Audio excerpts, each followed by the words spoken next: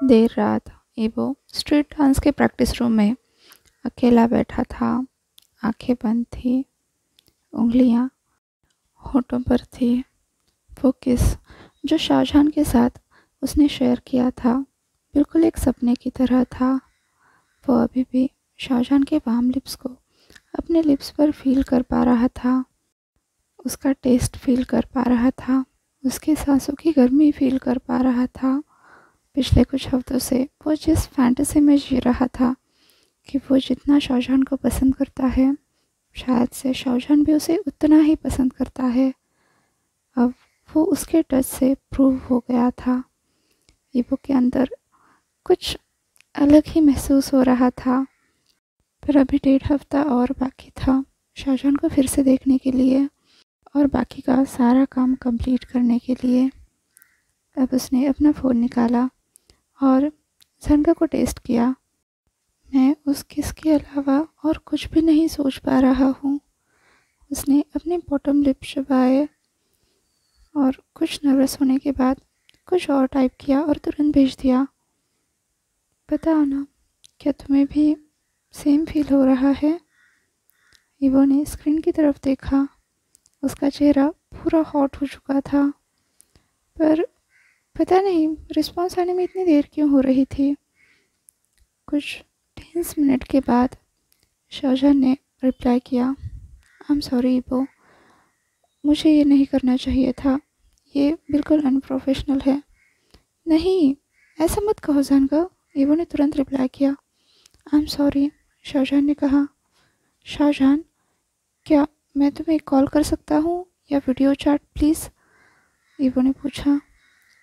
उसने अपनी सांस रोके रखी थी। स्क्रीन पर 3 डांसिंग डॉट्स जो दिख रहे थे, मतलब शाहजहां अभी भी वहाँ था। मुझे नहीं लगता ये अच्छा आइडिया है, शाहजहां ने रिप्लाई दिया। ठीक है, फिर मैं आपसे मिलना चाहता हूँ आज रात। नहीं, तुम्हें तुम्हारा शो है, तुम्हारे फैंस है, शाहजहां ने रिप्लाई किया। शिट, ईवो की उंगलियां वहीं पर रुक गई। वो शब्द उसके दिमाग में गूंजने लगे। उसने गहरी सांस ली और वापस से टाइप किया, पर अभी उसके हाथ कांप रहे थे। तुम्हें पता है मेरे बारे में? कब से? इसे कोई फ़र्क नहीं पड़ता, शाहजहां ने रिप्लाई किया। ईवो ने लिखा, जानगा प्लीज़ वेट, मैं आपको सब कुछ एक्सप्लेन करूँगा जब मैं आपके पास वापस आऊँगा। शाहजहां का रिप्लाई आया, मेरे ख्याल से तुम्हें कोई और आर्टिस्ट ढूंढना चाहिए। क्या? ईवो की भौहें सिकुड़ी। उसकी उंगलियां सफ़ेद हो चुकी थी। इतनी ज़ोर से उसने अपना फ़ोन पकड़ा था। वो रिलैक्स होने की कोशिश कर रहा था, पर उसके ख्याल वो तो कहीं और ही दौड़ रहे थे। ये सब ऐसे ख़त्म कैसे हो सकता है? वो इस बारे में इमेजिन भी नहीं कर पा रहा था। आई एम सॉरी ईवो, वापस से शाहजहां का रिप्लाई आया। नहीं जानका, जानका प्लीज़, प्लीज़ नहीं। आई एम सॉरी, मैंने पहले आपको नहीं बताया, प्लीज़ मुझसे बात करो जानका। ईवो ने बहुत कोशिश की, पर सब कुछ ख़त्म हो गया था। उसे कोई रिप्लाई नहीं मिला। करीब 1.5 हफ्ते बाद ईवो ने उस रेड वुल्फ पे पेंट वाले दरवाजे को बड़ी ज़ोर से खोला। वो पिछले 1.5 हफ्ते से इसी बात का इंतज़ार कर रहा था, खुद को टॉर्चर कर रहा था शाहजहां के ख्यालों से, और ये फिगर आउट करने की कोशिश कर रहा था कि इस दरवाजे के पीछे पिछले 1.5 हफ्ते में क्या कुछ हुआ होगा। उस किस के बाद वो कितना कुछ चाहता था, पर उसे क्या मिला? ये कूल बिहेवियर और ये साइलेंस। शाहजहां को पता चल गया कि वो कौन है, जो कि बिल्कुल ऑब्वियस था, पर ये वो शाहजहां के टेक्स्ट पढ़कर इतना पैनिक हो चुका था कि उसे समझ ही नहीं आ रहा था। एक तो उसने शाहजहां के साथ इतनी बातें की थी कि उसे डाउट आना ही था, ये वो कोई रेगुलर गाय नहीं है जो बस एक टैटू बनाना चाहता है। उसका काम, जिसके चलते उसे अपना शरीर दिखाना पड़ता था, टैटू ढक कर रखना था। वैसे भी हर दूसरे दिन वो नेशनल टीवी पर आता है। उसका dance competition millions of people देखते हैं। ऐसे में शाहजहां को पता नहीं चलेगा, ये ईवो ने सोचा भी कैसे? बस वो परेशान इस बात से था कि शाहजहां को इतनी देर क्यों लगी। देर लगी तो लगी सही, शायद से ही वो खुद से बताता तो बात कुछ अलग होती। कहीं शाहजहां को ऐसा तो नहीं लग रहा कि ईबो ने उससे झूठ बोला, या फिर वो आइडल से सच में इतनी नफरत करता है। जिस तरह से ईबो ने शाहजहां से कहा था कि वो एक आइडल बन सकते हैं, इस पर शाहजहां ने जिस तरह से रिएक्ट किया था, ईबो को बहुत अजीब लगा था। उसके बाद से शाहजहां के मैसेज भी नहीं आए। उसे बिल्कुल असहाय फील हो रहा था। आज वो रेड वुल्फ में आया तो था, पर पता नहीं ये जवाब उसे मिलेंगे या नहीं, या फिर ज़िंदगी भर ये सवाल ही उसे खाते रहेंगे। उसका टैटू भी पूरा होगा या नहीं। जब भी वो अपने हाफ टैटू को देखता था, उसकी आंखें भर आती थी, क्योंकि ये वो कोई आइडिया ही नहीं था कि ये सब चल क्या रहा है। शाहजहां ने कभी बताया ही नहीं। ऐसे फ्रस्ट्रेशन की उसे आदत नहीं थी, ना ही वो पहले कभी किसी से प्यार करने लगा था। उसकी स्किन तो ठीक हो गई थी, दर्द नहीं। जैसे ही उसके कान में टैटू वन की आवाज़ पड़ी, उसका दिल ज़ोरों से धड़कने लगा कि शायद वो शाहजहां से फिर से मिल पाएगा। हल्की सी उम्मीद जगने लगी कि वो सब कुछ सही कर सकता है। तभी एक आदमी रिसेप्शन डेस्क पर आया और लेटेक्स के ग्लोव्स निकाले, और ईबो की सारी उम्मीदों पर पानी फिर गया, क्योंकि ये आदमी बटला सा बिना बालों वाला था, जिसके दोनों हाथ टैटू से भरे पड़े थे, जैसे ईबो की नज़र में टैटू आर्टिस्ट हुआ करते हैं शाहजहां से मिलने से पहले। वेलकम टू रेड वुल्फ, मैं आपकी क्या मदद कर सकता हूँ? उस आदमी ने पूछा। या ईबो ने कहने की कोशिश की, क्या शाहजहां यहाँ पर है? आई एम सॉरी, वो तो यहाँ नहीं है। उस आदमी का चेहरा कुछ हिंट के साथ रोशन हुआ। हे, क्या तुम वहाँ की वो हो? तुम स्ट्रीट डांस में क्या कमाल कर रहे हो? मैं तो तुम्हारा फ़ैन हूँ, उस आदमी ने कहा। ओह, आई एम सॉरी, वैसे शाहजहां कब तक वापस आएगा? ईबो ने एब्सेंट माइंडेडली पूछा। ओह, उस आदमी ने अपना सर झुकाया और कहा, मुझे नहीं पता, वो रेड वुल्फ की नई ब्रांच ओपन कर रहा है एक्चुअली। ईबो ने अपना फ़ोन निकाला। उसे समझ नहीं आ रहा था कि ये सब चल क्या रहा है। उसने सामने वाले आदमी की तरफ देखकर पूछा, एड्रेस क्या है? तो सामने वाला आदमी झुकते हुए बोला, ताइपे। करीब 2 महीने पहले। लुलू, मैं घर वापस आ गया, शाहजहां आते ही चिल्लाया, पर उसे कोई जवाब नहीं मिला।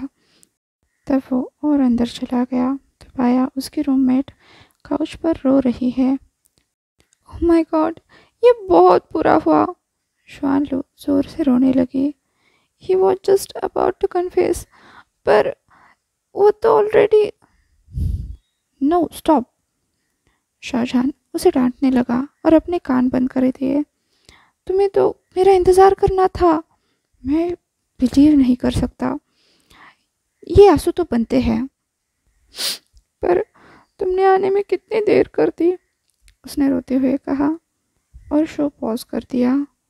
पर तुम थे कहाँ? शाहजहां ने अपने आप को काउच पर लिटरली फेंक दिया, फिर अपने पोनीटेल से इलास्टिक खींचा, सर हिलाकर अपनी जुल्फ़ें लहराई। ओह, आज एक क्लाइंट मिल गया, वॉक इन क्लाइंट। वो अपना पहला टैटू बना रहा था तो मैं गड़बड़ नहीं करना चाहता था। अब लुलू वापस से काउच पर लीन हो गई और उसका चेहरा देखते हुए बोली, ये स्माइल के पीछे क्या राज है? क्या? शाहजहां ने पूछा। क्या मतलब क्या? लुलू ने हंसते हुए कहा, मैं तुम्हें तुमसे भी ज़्यादा अच्छी तरह से जानती हूँ और तुम्हारा चेहरा भी पढ़ सकती हूँ। आया, शाहजहां ने आंखें रोल करते हुए कहा, पर उसके चेहरे से हंसी छुपाए नहीं छुप रही थी। तो क्या वो क्यूट था? लुलू ने पूछा। शाहजहां ने कोई जवाब नहीं दिया। बोलो भी, लुलू ने कहा। तो शाहजहां ने हल्के से लुलू को धक्का दिया। वो उसकी बेस्ट फ्रेंड थी, मतलब बिल्कुल करो या मरो वाली। दोनों आर्ट स्कूल से साथ थे और ज़िंदगी के बहुत सारे उतार चढ़ाव दोनों ने साथ में देखे थे, और चड्डी बड्डी यार होने की वजह से दोनों को एक दूसरे के बारे में सब कुछ पता था। शाहजहां ने कहा, मैं तुमसे कुछ भी नहीं छुपा सकता। फिर वो हंसने लगा और ईवो की बड़ी बड़ी आंखें उसकी आंखों के सामने आ गई।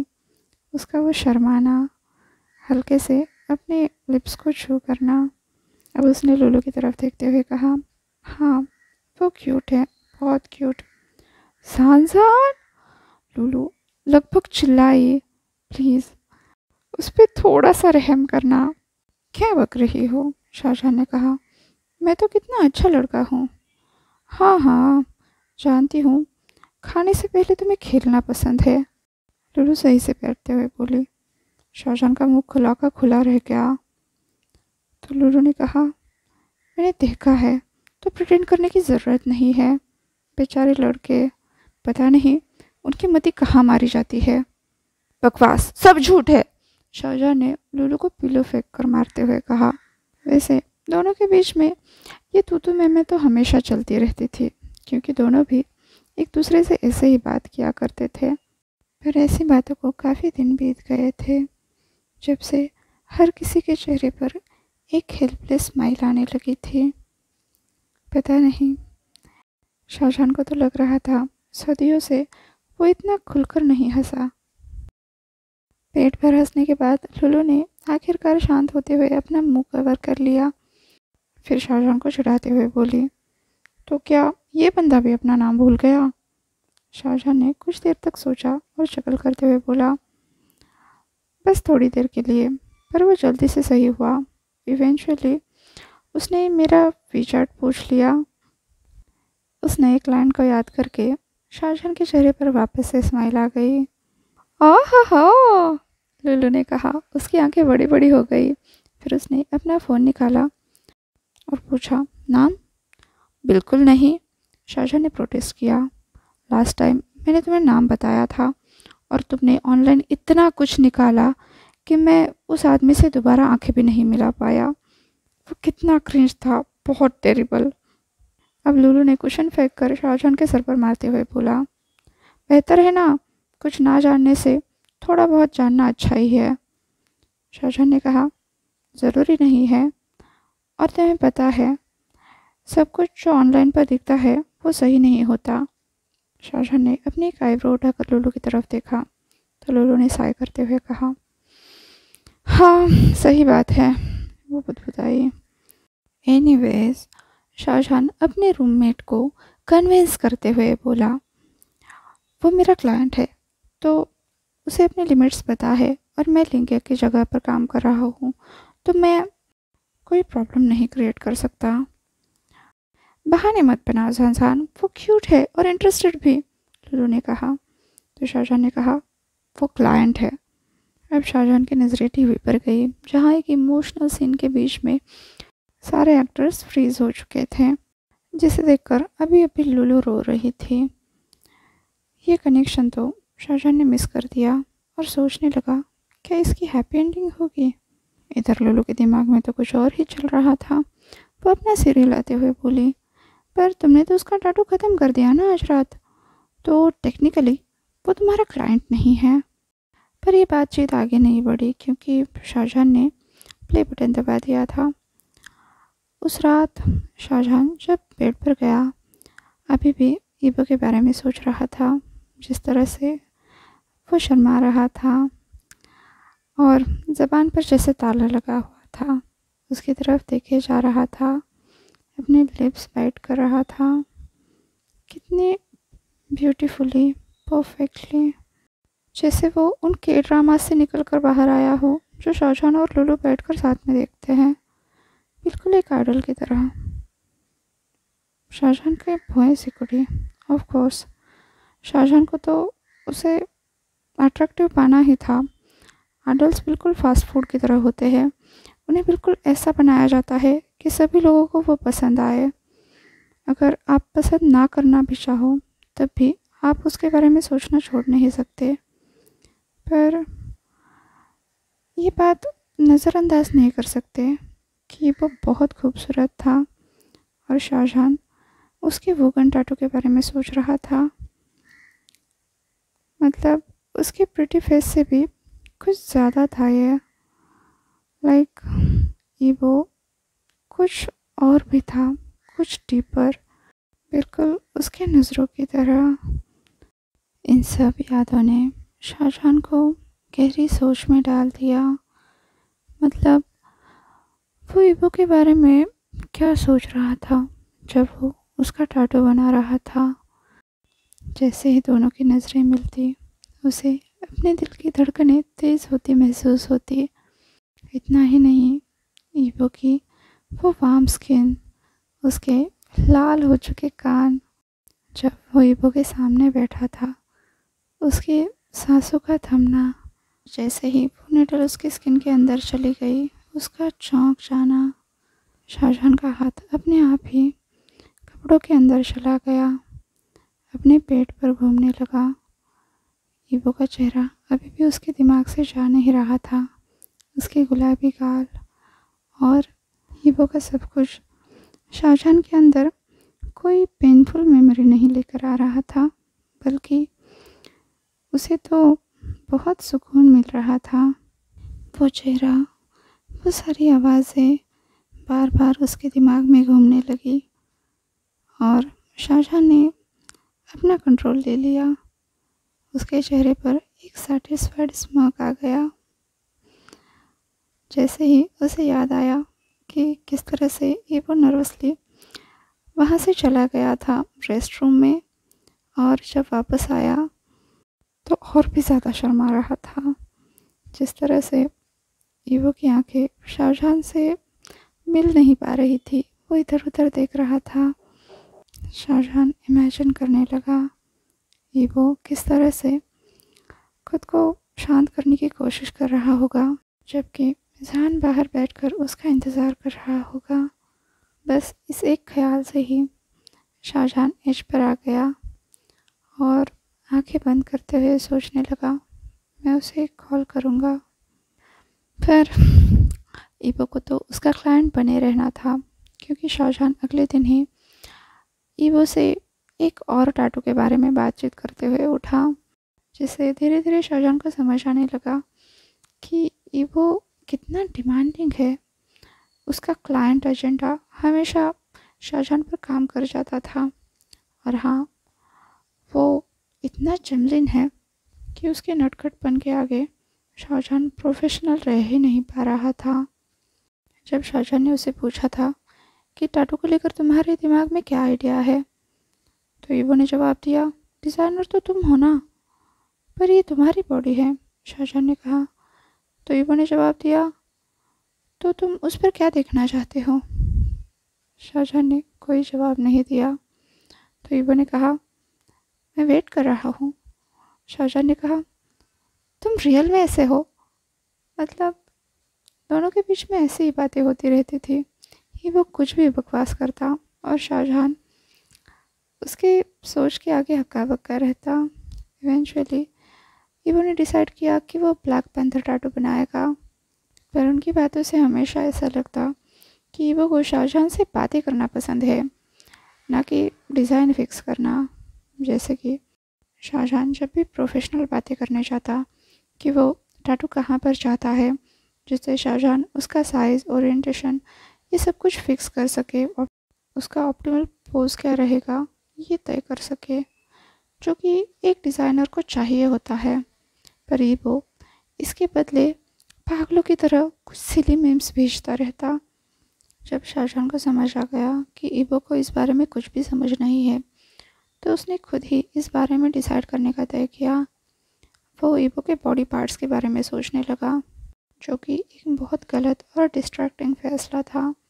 अगली बार जब ईबो दिखा, उसने टाइट जीन्स पहनी थी और टी शर्ट के ऊपर बटन अप शर्ट डाला हुआ था। सर पर बालों का घोंसला था, फिर भी इतना खूबसूरत लग रहा था कि शाहजहां की हालत तो बस वही जाने। और चेहरे पे वो हाफ कॉकी स्माइल। जब शाहजहां ने उसे डिज़ाइन दिखाया, वैसे उसने इमेजिन तो कर लिया था कि वो इसे कहाँ चाहेगा। ईबो ने बस आखिर में एक बात पूछी, क्या वो इसमें एक हार्ट लिख सकता है जिसके नीचे एक डॉट हो। शाहजहां ने बहुत सारे क्लाइंट्स के साथ वर्क किया था।